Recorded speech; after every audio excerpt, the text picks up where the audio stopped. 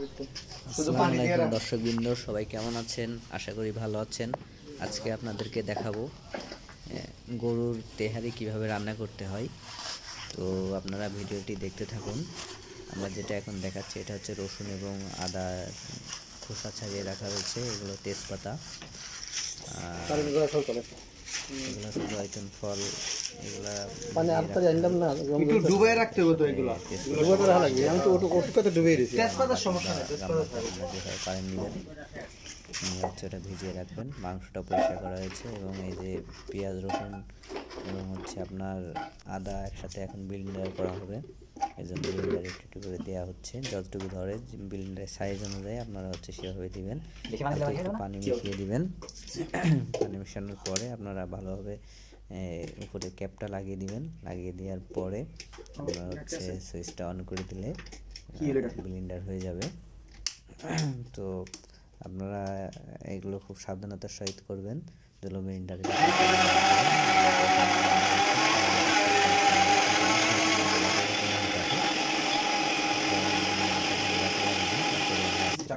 ধরে রাখছি এবং এটা ব্লেন্ডারে করা শেষ। মশলাটা এরকম হয়ে গেছে, আপনারা দেখতেই পাচ্ছেন। পেঁয়াজ এবং হচ্ছে ভিতরে ঝাল দেওয়া আছে আর কিছুক্ষণ মশলা দেওয়া আছে। এখন গরুর মাংসটা মিক্স করা হচ্ছে পেঁয়াজের সাথে। তো আপনারা দেখতে পাচ্ছেন গরুর মাংসগুলো ছোট ছোট করে নেবেন, তাহলে অনেক সুন্দর। ভিতরে কি কি দিচ্ছেন? পেঁয়াজ আর কি? পেঁয়াজ, গরম মশলা আর পেঁয়াজ আর কিছু না। ভাই তেজপাতার একটা প্যাকেট আছে।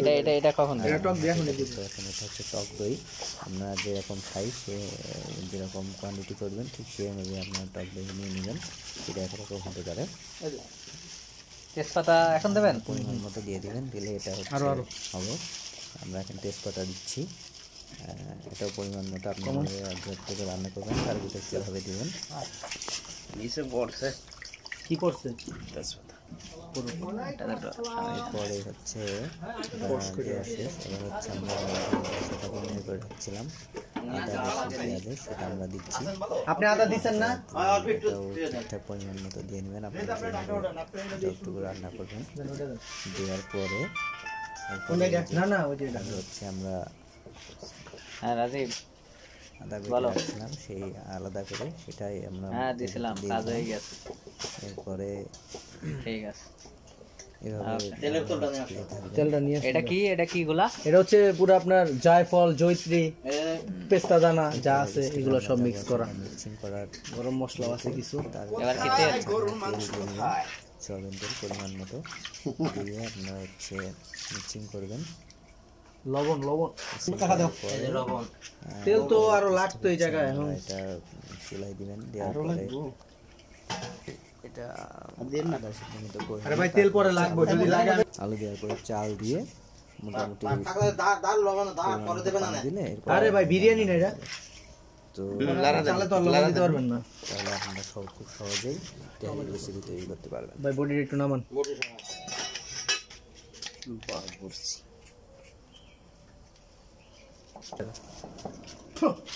টক লাগে স্যার? টক একটু সস, এটা সস তো খাইতে মজা। আর মরিচের গুঁড়া আছে? ওই মরিচের গুঁড়া কোনে? চামচ কল আছে? লাগবে না।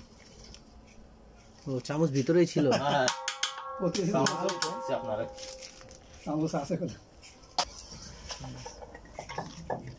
স্যার আমার হাতের দতি লেলা দেন। ঠিক আছে, আমি যা করছি দেন ওটা দেন। গোটা হবে এখন। আরে ধরতে ধরে না।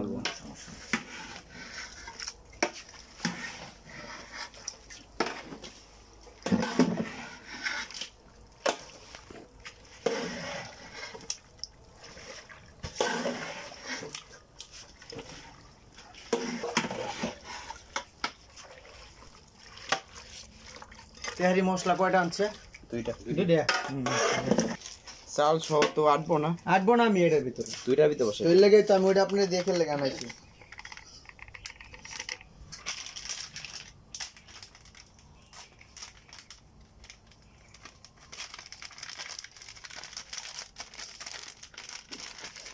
বড়িটা নামায় রাখেন দেখেন। আচ্ছা আচ্ছা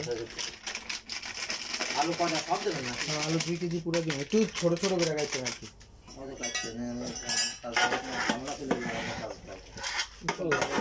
এত বড় হলো ভিডিও করা যাবে না।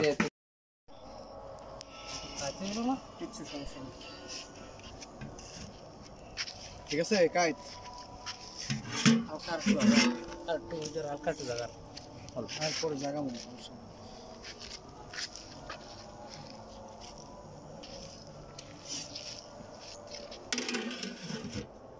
একটা শর্ট ভিডিও করে একটু শুনে